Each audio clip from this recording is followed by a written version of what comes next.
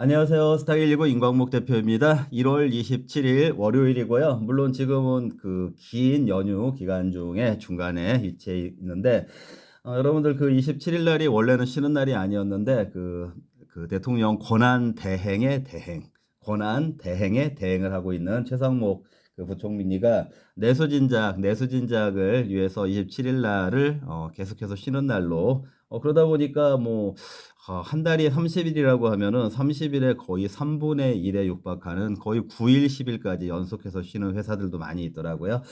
내수 진작이라는 그 표방을 했는데 지금 사실상 현실적으로 연휴 기간에 자영업자들 가게들 가보면은 텅텅 비어 있는 곳이 많이 있고 오히려 그 김포공항뿐만 아니라 저기 영종도 국제공항 쪽에만 그 줄이 어마어마하게 늘어서 있다라고 하죠. 이렇게 연휴를 길게 주니까 외국으로 돈이 있는 사람들은 국내에서 내수진작에 도움이 되도록 돈을 쓰는 것이 아니라 다 외국으로 떠나서 휴가를 외국에서 보내기 위해서 지금 떠나고 있는 그런 그 현상들이 그렇기 때문에 외국으로 여행을 많이 간다라고 하는 것은 결국에 여행 수지 적자가 될 것이고요. 그렇다면은 우리 경제에 별로 도움이 되지 않는 이런 부분들까지 고려하는 그런 정책을 써야 되는데 이 최상목 그 부총리가 내수진작 이 생각이 과연 제대로 된 생각이었나 이거에 대해서 많은 의구심이 생기고요. 또 최상목 부총리가 대통령 권한 대행의 대행, 그냥 대행도 아니고 대행의 대행이잖아요. 그 국무총리까지 탄핵을 당했으니까. 그런데 뭐 그 대통령 방탄차 마으바으 차도 막 타고 다니고 이럴 정도로 그 대통령 놀이를 하고 있다라는 그런 비난도 많이 있는 것 같습니다. 저도 개인적으로요, 이렇게 중간에 이렇게 27일까지 쉬게 한 거, 뭐 직장인들은 쉬는 것이 그 황금 연휴고 얼마나 달콤하겠습니까마는요. 그냥 제가 봤을 때 국가 경제 차원에서 봤을 때는 좋은 처방은 아니었다라고 생각을 하고 있고 차라리 자영업자들이 요구했던 것처럼 27일 날 쉬는 것이 아니고 31일 날 쉬도록 하자라는 그런 제안도 많이 있었다고 하거든요. 그렇게 했었으면 어땠을까 그런 생각도 해보게 됩니다.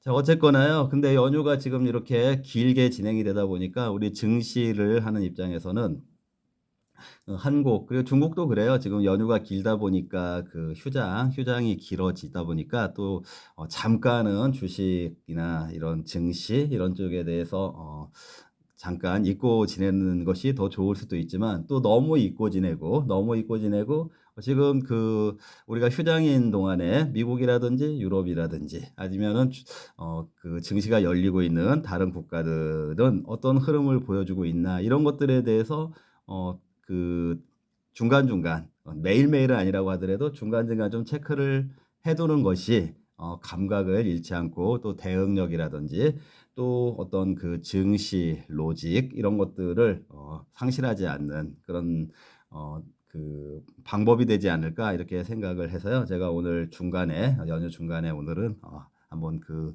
여러분들과 방송을 해야 되겠다 이렇게 생각을 했습니다. 그리고 저도 사실 연휴가 길다 보니까 연휴 안 좋아하시는 거 아시는 분들은 아실 테고 그런데 개인적인 얘기를 좀 하자면은요. 저하고 굉장히 가깝게 지내는 우리 유튜브 통해서 굉장히 가깝게 지내는 분이 계시는데 그분이 얼마 전에 감기 심하게 걸려가지고 고생했다는 얘기를 했는데 저는 그때만 하더라도 아이 뭐 젊은 사람이 그 감기 정도 걸린 거 가지고 고생했다는 얘기를 할까 이렇게 하고 넘어갔는데 사실은 제가 연휴 시작하자마자 금요일 날 저녁부터 지금 비실비실 해가지고요 계속 약을 먹고 있습니다. 그래서 약을 먹고 잠을 자고 눈을 뜨니까 몇 시간이 훌쩍 지나가고 이렇게 하면서 벌써 연휴가 3일째 지나가고 있습니다. 여러분들 모두 감기 조심하시기 바랍니다.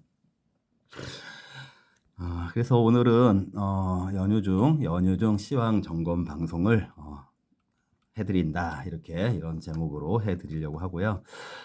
우선 이제 뭐 우리 휴장 중에 휴장이 그 시작되기 전에 연휴가 시작되기 전에 제가 우리 그 코스피 한국 증시 2,550을 돌파를 해야 어쨌든 주가가 낮은 수준이라고 하더라도 비정상은 아니다. 이렇게 볼 수 있다라는 얘기를 여러 차례 강조를 했는데 연휴 중에 돌파를 하고 마감했습니까? 돌파를 못 하고 마감했습니까?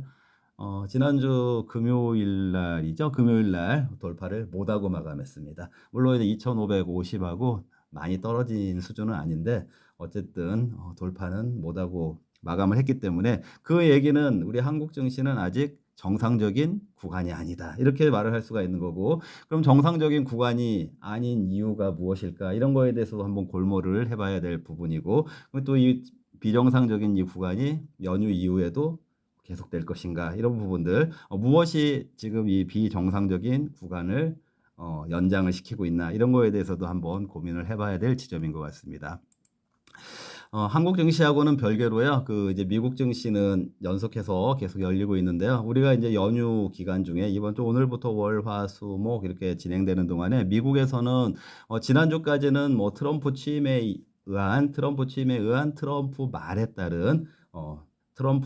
따른 그런 장세가 왔다 갔다 했던 거 여러분들 다 알고 계실 텐데요. 트럼프의 정책도 중요하고 트럼프의 말도 중요하지만 어쨌거나 지금 미국의 증시, 미국의 경제를 움직이고 있고 또 AI 시스템, AI 그 시스템 또 경제 생태계 이런 것들을 움직이고 있는 것은 여러분들 잘 아시고 여러분들 잘 아시고 또 여러분들 좋아하시는 매그니피센트 세븐이 아니겠습니까? 우리 연휴가 이어지는 이번 주간에요.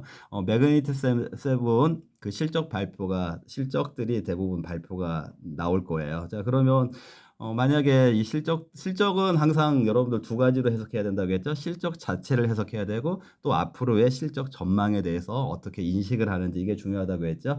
그러다 보니까 건재한 매그니피센트 세븐들이 건재한 실적이 나오고 또 앞으로도 그 견조한 실적이 이어질 거다. 이런 전망이 나오면은 더할 나위 없이 그런 경우에는 fuel to fire, add fuel to fire라고 하죠. 불에다가 연료를 부어주는 식으로 그렇게 작동을 할 수가 있는데 일단 이제 그 매그니피센트 세븐 그 실적들이 그 연휴 중에 발표가 되니까 여러분들도 그 쉬시면서 발표될 때마다 애플은 이랬구나, 뭐 아마존은 이랬구나, 메타는 이랬구나, 엔비디아는 이랬구나, 뭐 이런 식으로 한번 테슬라는 이랬구나, 뭐 확인을 해보시면 특히 기술주를 중심으로 해서요 확인을 해보시면 좋을 것 같고요. 그리고 일단 그 실적이 좋게 나와야 트럼프의 말도 먹히는 거고 실적이 좋게 나와야 트럼프의 정책도 먹히는 거고 또 거기에서 아까 좀 전에 말씀드렸던 것처럼 그 시너지 같은 것이 정책과 실적의 시너지 효과가 장세에 강하게 작용할 수 있으니까 이번 주는 쉬시면서 매그니피센트 세븐 실적들이 어떻게 발표되는지 지켜보시면 좋을 것 같습니다. 그리고 또 하나 중요한 것이 있는데요. 지금 우리 ECB 유럽 중앙은행 EU의 중앙은행이고 FOMC는 여러분 잘 아시겠지만 미국 연준의 통화정책위원회가 되는데 ECB하고 그 FOMC에서 이번 주 금리 결정이 있어요. 좀 특이사항은 그 FOMC 같은 경우에 의장이 누구죠? 파월 의장이죠. 파월 의장하고 트럼프 대통령하고 사이가 좋습니까? 좋지 않잖아요. 그 파월 의장을 바이든이 임명을 해놨었고 또 그 임기가 아직도 거의 뭐 1년, 2년 가까이 남아있기 때문에 좀 그 정책적인 대립이 있을 수가 있는데 지금 트럼프 입장에서는 파월한테 금리를 계속해서 인하해라라고 요구를 하고 있더라고요. 그런데 이제 그 여러분들 잘 아시겠지만 그 FOMC 입장에서는 금리를 계속 인하를 하려고 했는데 그리고 이미 그 작년에 3번 했고요. 근데 올해도 신속하게 하고 싶지만 트럼프가 관세 정책을 쓰면 물가가 올라가니까 그 금리 인하 속도를 주저한다 이런 얘기들이 계속 나왔었잖아요. 그런데 트럼프는 그런 자기의 그 정책하고 무관하게 FOMC에서는 계속 금리 인하를 하라라고 촉구를 하고 있습니다. 그래서 그 일단은 방향적으로는 트럼프도 금리 인하를 계속 인하를 시켜서 그 어떤 그 경기 부양, 긴축을 완화를 해서 경기 부양을 시키려고 한다. 경제는 좋기는 하지만 경제가 좋음에도 불구하고 계속해서 금리 인하를 통해서 더 경기 부양을 해 나가야 된다라는 그런 그 트럼프의 그 방향성을 알 수가 있는 거죠. 왜냐하면 트럼프가 지금 파월 의장한테 금리 인하 계속하라고 촉구를 하고 있으니까요. 그리고 이제 그런데 다만 그 연준의 그 파월 의장이 경제 대통령이라고 하잖아요. 근데 인제 정책 그 정치 이념적으로 쪼끔 차이가 있을 수가 있고 또 트럼프에 대해서 어떤 호의적인 그런 정서를 갖고 있는 것 같지는 않으니까 그럼 또 트럼프의 그 좀 어떻게 보면은 굉장히 파격적인 정책에 대해서 그 경각심을 갖는 그런 차원에서 금리 인하를 1월 달에 이번 1월 달에 그 동결을 시킬 수도 있는 거니까 그 부분을 좀 지켜봐야 될 부분이에요. 이제 그 부분의 결과에 따라서 증시에서 그 동결이냐 인하냐 이거에 따라서 어떤 그 영향성 그리고 충돌 이런 것들이 나올 수가 있으니까 이번 주에도 관심을 가지시고 지켜보시고 자 그런데 그 FOMC와 함께 유럽중앙은행도 그 금리 인하 스케줄이 지금 이번 주에 잡혀 있습니다. 그러면 미국하고 별개로 유럽에서 금리 인하를 하는지 안 하는지 여러분들 한번 그게 중요한 것 같아요. 제가 보기에는요. 왜냐하면 금리 인하를 먼저 시작했던 데가 유럽이라고 했잖아요. 미국보다도 더 먼저 시작을 했던 데가 유럽이니까 유럽이 추가적으로 금리 인하를 해나간다라고 하면은 어떤 그 연동 관계에 있어서 미국도 속도 조절을 하더라도 금리 인하는 계속 해나갈 테니까 이런 관계성 차원에서 ECB에서 이번 주에 우리가 연휴 쉬는 동안에 금리 인하를 하는지 이런 것들 한번 관심 있게 뉴스가 나올 때마다 지켜보시고 이 뉴스가 아까 이 유튜브에서 얘기했던 이런 내용하고 관계가 되는구나 이렇게 생각을 해보시면 좋을 것 같습니다. 제가 그 한국 증시가 2,400을 위협받을 때마다 항상 뭐라고 말씀드렸었죠? 비정상적인 구간도 말씀드렸지만 그래도 시스템 유지라는 차원 우리 한국이 시스템 유지가 된다라고 하면은 2,400 이거는 정말 말이 안 되기 때문에 지지하고 반등할 거다라고 말씀을 드렸고 지금 어쨌거나 2,400은 그때그때마다 계속 지지를 복원을 했고 지금은 지수가 어쨌든 코스피 기준으로 2,500 위로 올라와 있는 건 맞죠. 자, 그런데 제가 최근에 이 우리나라의 정치가 돌아가는 걸 보면서 제가 계속 강조했던 시스템 유지. 시스템 유지라는 거를 우리나라에 전쟁이 일어나지 않고 뭐 이제 그런 것만 생각을 했었었어요. 또 예전에 그 진중권 씨 그 진중권 씨라는 교수 있잖아요. 그 사람이 그때 뭐 그 문재인 정권하고 그다음에 조국 사태 이런 거 막 터졌을 때 그 사람들을 비판하면서 문재인 정권이나 조국이 더 나쁜 짓을 할 수도 있었을 텐데 그래도 그 한국의 시스템이 유지가 되니까 더 나쁜 짓까지는 못한 거다 이렇게 평가를 한 적이 있었었거든요.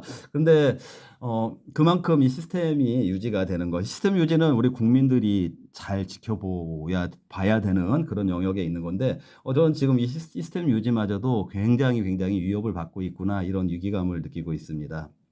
최근에요, 지금 여러분들 그 우리나라는 죄형 법정주의라는 게 있어요. 죄형 법정주의. 뭐 그 죄를 아무데나 갖다 붙이면 안 된다는 얘기예요. 그리고 대통령에게는 그 소출을 할 수 없다라는 것을 했을 때는 대통령을 함부로 소출하면 안 된다라는 그런 의미를 담고 있는 거잖아요. 무슨 얘기죠? 만약에 대통령에게 소출을 할 수 있다 이렇게 해놨다면은 대통령의 권한이 없어지는 거잖아요. 근데 소출을 할 수 없다 이렇게 해놓은 거는 대통령이 조금 잘못한다고 하더라도 소출을 하지 않아야만 그 이 사회의 시스템이 안정화가 될 수 있다. 그런 법의 취지가 있는 거라는 거죠. 그런데 지금 불법. 정말 아까 말씀드렸다시피 죄형 법정주의에 맞지 않는 공수처의 불법적인 체포, 뭐, 그게 또 지금 또 그나마 그 법원에서 2번의 영장 연장을 주말에 기각시켰어요. 그러니까 그 얘기는 뭔가 문제가 있으니까 다시 한번 찬찬히 지금 그 법 집행이 잘못되고 있는 것인지 이걸 다시 한번 판단을 해봐라라고 했는데 어떻게 했습니까? 어제 그 주말에 심호정 그 검찰총장이 그 전국에 있는 모든 고검장, 검사장들을 다 불러가지고 회의를 했어요. 회의를 해서 대통령을 어떻게 해야 되냐 이 회의를 했는데 자 여러분들 여기서 잘 생각해 보세요. 그 회의를 했다는 얘기는 만약에 심호정 이 사람이 너무나도 명백하게 죄가 분명하다라고 하면은 결정을 내리기가 쉬웠겠죠. 근데 애매한 부분이 있으니까 자기도 결정하기 애매한 부분이 있으니까 불러가지고 나온 거고 그 불러서 나온 자리에서도 그렇게 가면 안 된다. 대통령을 석방시키고 불구속 상태에서 다시 수사를 그 경찰을 베이스로 해서 어쨌든 죄형 법정주의라고 놓고 봤을 때 내란 무슨 계엄이 내란죄예요. 대통령이 뭐 장기 집권하려고 한 것도 아니고 그런데 그 계엄은 대통령의 권한 이런 건데 그러니까 예를 들어서 한동훈이 얘기한 것처럼 계엄을 제가 했나요? 그런 말도 잘못된 말이에요. 한동훈은 계엄을 할 자격이 없는 사람이에요. 대통령이 아니니까. 그런 사람들이 계엄을 했으면은 범죄 행위. 근데 대통령은 계엄권을 가지고 있으니까 그렇게 보면 안 되는 부분이잖아요. 그런데 지금 그런 그 죄형 법정주의에도 전혀 맞지도 않고 또 그리고 아까 심우정의 판단이 애매모호하다라고 하면은 우리는 불구속 수사 인권 때문에요. 불구속 수사가 불구속 수사를 우선적으로 해야 되고 그다음에 그 무죄 추정 원칙도 있고요. 그다음에 만약에 애매하다라고 하면은 그 국가 권력의 입장보다는 피의자의 이게 긴지 아닌지 애매할 때 그럴 때는 피의자 쪽에 유리하게 하라고 그 법의 취지가 그렇게 돼 있는 거예요. 그러면은 지금 피의자 입장에 있는 사람이 대통령이잖아요. 그러면 이거를 지금 구속을 이 상태에서 기소를 해야 될지 말아야 될지 수사도 안 된 상태에서 기소를 해야 될지 말아야 될지 이거 애매한 상황에서는 그럼 누구한테 유리하게? 피의자에게 유리하게. 그럼 대통령에게 유리하게 대통령을 석방을 하고 다시 수사를 체계적으로 다시 해본다라든지 아니면 불구속 상태에서 방어권을 가지고 기소를 해서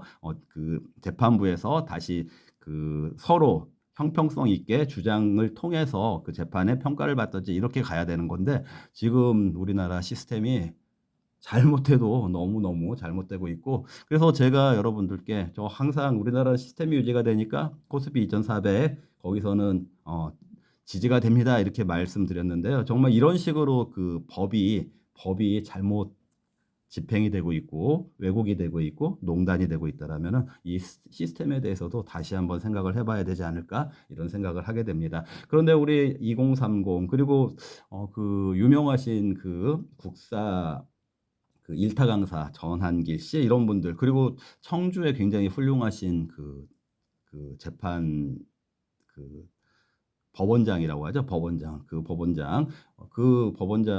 이런 분들이 문제 제기를 하더라고요. 그러면 많은 헌법학자들, 많은 재판관들, 많은 검사들이 이 지금 대통령한테 하고 있는 법 집행이 잘못되고 있다라고 얘기를 하고 있는 쪽이 있는 거잖아요. 그러면은 이 잘못된 부분이 있을 가능성이 있다라면은 대통령 입장에서 그게 인권이거든요. 근데 이런 부분들 우리 유튜브 들으시는 분들 그리고 2030 그리고 MZ 세대들 잘 기억을 하셔서요. 정말 나라의 시스템이 유지될 수 있도록 같이 눈을 크게 뜨고 지켜봐야 될 것 같습니다.